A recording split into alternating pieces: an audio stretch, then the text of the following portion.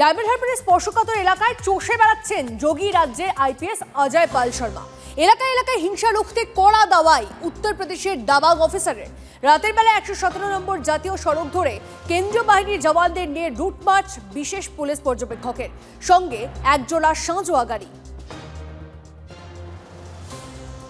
নির্বাচনের ঠিক কয়েক ঘন্টা আগে রাতের অন্ধকারে গ্রামে গিয়ে সাধারণ মানুষকে যাতে ভয় দেখানো না হয় সেটা নিশ্চিত করতে আমরা দেখতে পাচ্ছি বিশেষ পর্যবেক্ষক অজয় পাল শর্মা এবং সিআরপিএফের আইজি এবং অন্যান্য শীর্ষ পদাধিকারী তারা রয়েছেন।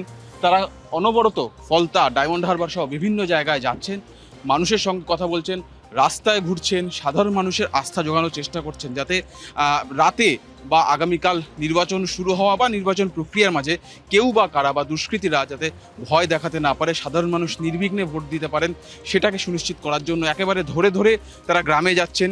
যে সমস্ত জায়গা স্পর্শকাতর বা অতি স্পর্শকাতর বলে চিহ্নিত সেখানে যাচ্ছেন, মানুষের সঙ্গে কথা বলছেন এবং মানুষকে বোঝাচ্ছেন যে কোনো পরিস্থিতিতে তারা যোগাযোগ করতে পারে। বিভিন্ন যে কন্ট্রোল রুমের নাম্বার রয়েছে সেই নাম্বারগুলি দেওয়া হচ্ছে। তার পাশাপাশি যে সমস্ত দাগিদের তালিকা রয়েছে তাদের বাড়ি বাড়ি গিয়ে তাদের খোঁজ করা হচ্ছে যে যদি পরিস্থিতি তারা নির্বাচন কমিশনের যে নির্দেশ সেই নির্দেশ না মানে তাহলে কড়া ব্যবস্থা নেওয়া হতে পারে।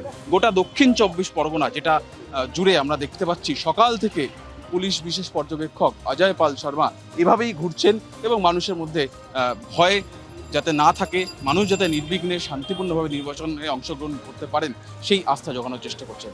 ক্যামেরায় সমরের সঙ্গে সুজয়, টিভি 9 বাংলা, দক্ষিণ 24 পরগনা।